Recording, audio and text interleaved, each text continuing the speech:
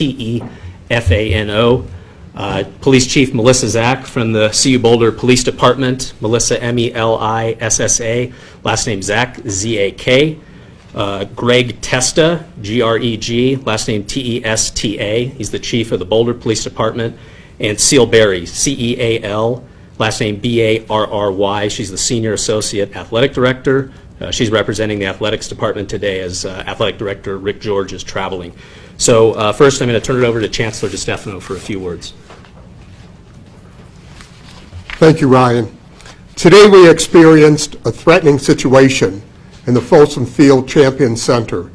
At approximately 9:15 a.m., a 911 call was received regarding an individual threatening people with a machete outside the facility. Officers from the CU Boulder and City of Boulder police departments responded quickly and within minutes and brought the situation under control. Specific details of the incident will become available as the investigation takes its course. As you can imagine, situations like this fuel confusion and misinformation. Police had a number of other calls related to incidents that subsequently turned out to be false. We determined that there was no active threat to campus. There is no continuing public safety threat. We are thankful that our students, faculty, staff, and visitors are safe and physically unharmed. Our deepest thoughts and prayers are with all affected by today's violence at the Champion Center. Chief Zak and from CUPD and Chief Testa from Boulder Police Department will talk in a minute about the status of the police investigation. The Champion Center of the UMC will remain closed today and resume normal operations tomorrow. Officers at the UMC will help affected parties access their belongings later today. As I said, there is no continuing public safety threat. Classes this evening and other campus operations are continuing on a normal schedule. The safety of our students, faculty, staff, and visitors is always our top priority. I want to thank everyone who responded quickly and calmly to the CU Boulder alert regarding today's incidents. It is a sobering reminder of how we must be prepared to act in emergency situations. And I encourage all members of our community to think through how they might respond calmly and safely in situations like we experienced today. And I want to express my deep appreciation to emergency personnel, both from the campus and the community, who brought the situation to a quick resolution. The willingness of our first responders to place themselves in dangerous situations for the safety of our community is a testament to their selflessness and their training. For anyone impacted by today's incident, I encourage you to engage the support resources that are available on campus. Thank you, and now I'd like to turn it over to Chief Zak. Thank you, Chancellor. Good afternoon. At approximately 9:15 this morning, a patient who was receiving treatment at the sports medicine facility encountered a man armed with a machete outside the parking lot. The man made threatening and harassing statements to our patient, at which time the patient entered the Champion Center and went to the second floor. Our suspect continued to follow our patient up to the second floor, which generated multiple radio calls to the city and to CUPD dispatch of a man armed with a machete inside the Champion Center. CUPD officers as well as BPD officers were dispatched to the scene. Subsequently, the man made his way through several stairwells inside the Champion Center. Between the fourth and fifth stairwell, CUPD and BPD together encountered the individual, at which time they ordered the individual to drop the machete, and he did not drop it, at which time an officer-involved shooting occurred. Prior to the arrival of our officers, a female staff member inside of the Champion Center also encountered the individual inside of the stairwell. She immediately recognized this as an active harmer situation and also generated a 911 call to CUPD dispatch. Once the OIS occurred, several of our emergency management teams messaged at campus to our RAVE partners that an active harmer incident was occurring within the Champion Center and to take protective measures. Once the officer-involved shooting occurred, officers and deputies secured the area and awaited for the arrival of the Boulder County Critical Incident Investigative Team to conduct the investigation surrounding today's incident. At this time, CUPD and BPD will not comment on the ongoing nature of this investigation because Boulder County Investigative Team has assumed the oversight both into the crime impacting the initial victim in the parking lot as well as the discharging of the firearms between CUPD and BPD. Within the past month, CUPD has trained over 400 individuals inside the athletics facility on active harmer and what to do in the event of an active harmer incident inside of a facility.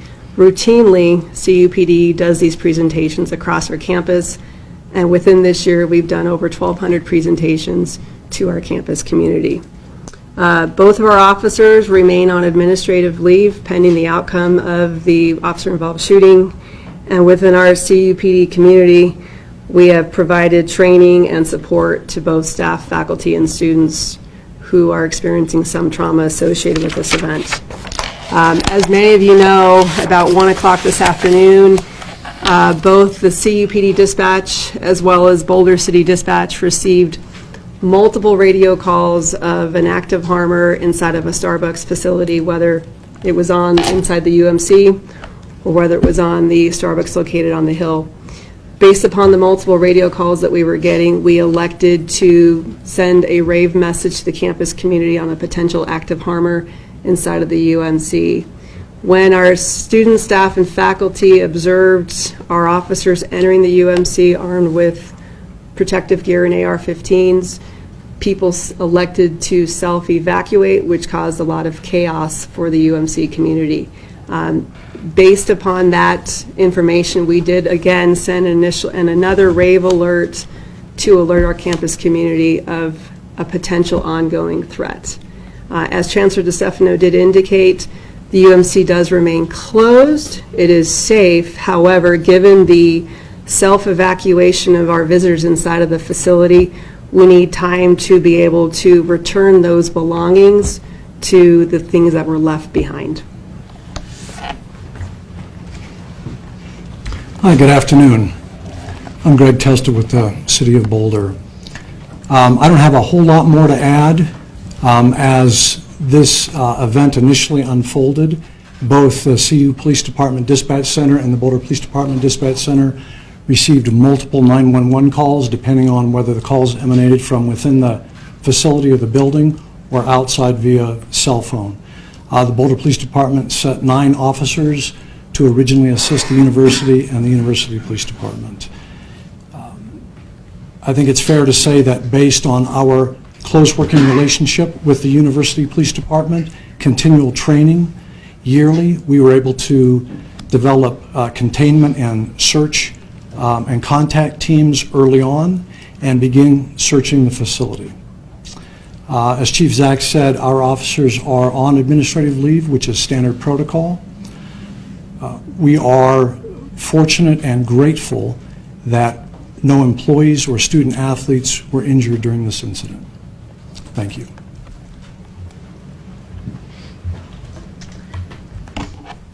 The health and welfare of our student athletes is of primary importance to us. No one was injured. Our staff is safe in the athletic department. On behalf of Rick George and our coaches and our staff members and our student athletes, we'd like to thank the Boulder Police and the CUPD for their swift response, for their efficient and effective response to this crisis. We're grateful for them being in the building. So we'll now open it up for a few minutes of questions. Yes? Was a non-lethal takedown even considered? Chief?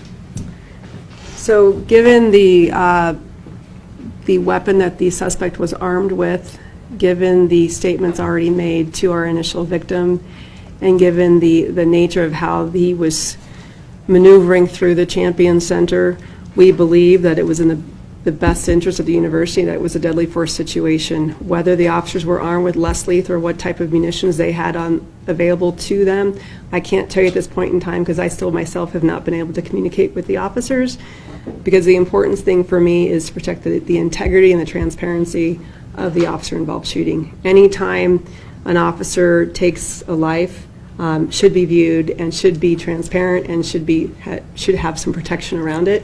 I'm sure that as the days unfold and we learn more information about the actions of our officers on the scene, that we will be able to identify any issues, if there are any, in terms of how our officers deployed lethal force.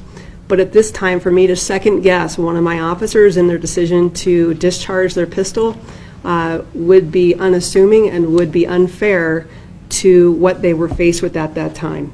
And given the number of radio calls that were generated into both dispatch centers, I believe that the officers were faced with a life-threatening moment. Was the suspect someone known to police, and was the person a student or not a student? At this time, the suspect is not known to the police. We are still working on properly identifying him. His identification is not for me to release. The identification will come through the coroner's office. And as I said previously, with the working relationship that we have with the Boulder County DA's office, it is not in my purview to comment on the suspect's criminal history, his mental health condition, if there was any, and any of his known affiliation with the university. Was a student or not a student? I'm not going to comment on that. Was the patient who was involved in the altercation in the parking lot, was that a student? I do not believe so. What kind of statements was the suspect making while he was doing the menacing? Not going to give you that. Can you say anything? There have been news reports that he was talking about some religious things. Not going to comment on that.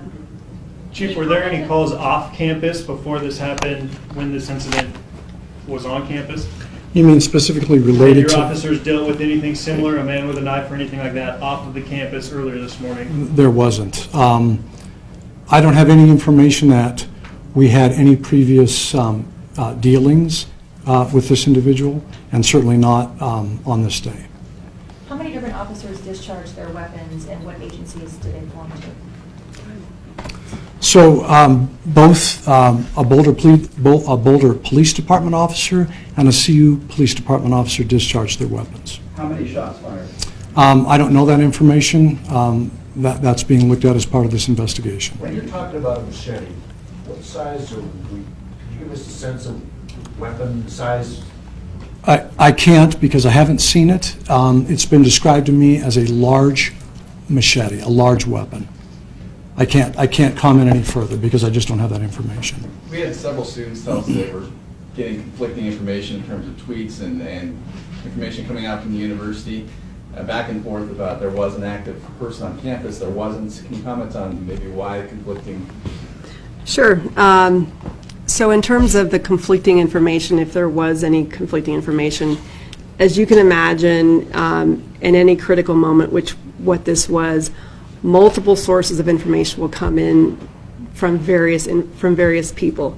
In terms of getting the correct information out to our campus community, that is a priority for us, but what is a bigger priority for me is giving them information to help them keep themselves safe. So if your question is the conflicting messages regarding, is the building open, isn't it open, how is it open?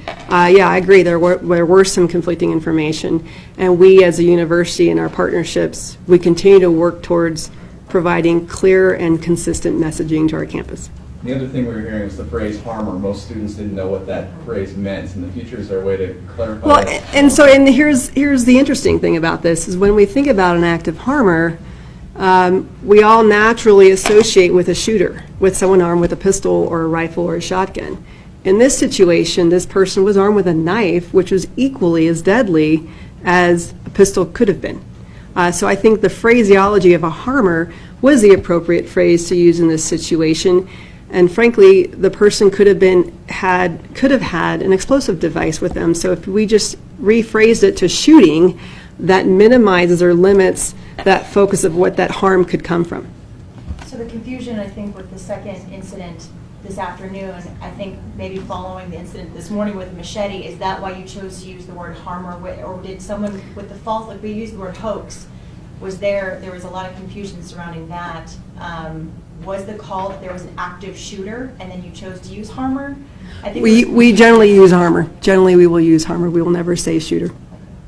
Harmer is our... Chancellor, can you talk about the decision to keep the campus open and continue classes after this incident this morning? Because it seems like maybe that led into some of the afternoon confusion as well. Sure. Well, the actual incident was handled this morning by Boulder Police Department and CU Police Department, and I did not feel, after I received the information from Chief Zach and others, that there were significant risks that really warranted the closing of the campus, and made that decision not to close the campus.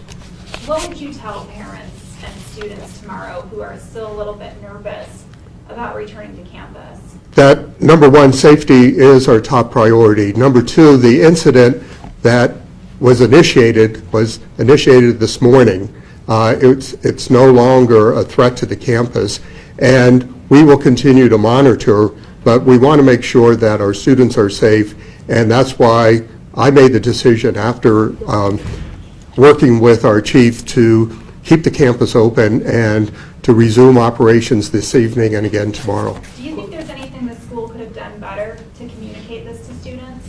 Well, I think it's very difficult when you have 30,000 students and 8,000 staff members on campus, and we're getting social media coming from various directions. We'll certainly analyze what went on. We'll have a debriefing and see what we can do better. I think where there's always the opportunity to improve what we do for communicating to our students. In light of the subjects of confusion, misinformation, the way things that are spread on social media, I've received pictures from students as well as shared with students that I talked to out on campus of a picture of a gentleman dressed as a clown up on the hill who was arrested shortly around the same time as this UMC evacuation was happening. And I know there's been clown situations across the state, across the country. Can you speak to that at all? And is it related? So it's not related. I don't have any information that there was a call or an incident involving somebody dressed as a clown. At some point, we had a call that there was an individual brandishing a gun on University Hill associated with a vehicle. Officers responded, detained that individual, and determined that there were no charges. So it was not related to this. We have time for one more question, last question. Whether this was specific energy intended for the sports department, the campus, and why this person was there, if they had any relationship with the other person they came in contact with, why that location? Was it sports related? And I would like to know that question too. Again, as I said earlier, the process and the investigative piece, the answering of those questions which you just posed to me, will be up to the Boulder County Critical Investigations team. For me to begin asking those questions and trying to wonder why would unnecessarily interfere with the sanctity of Boulder's investigation. How do you figure out why he was there, what he was intending to do? What's that process like? So I'm not going to speak about this incident in general, but if you're looking at motive and reasons why, you're going to look at where the person lived, where they were coming from, who their friends were, what was happening this morning for that individual. Were there any other criminal histories? Did this individual have any mental health issues related?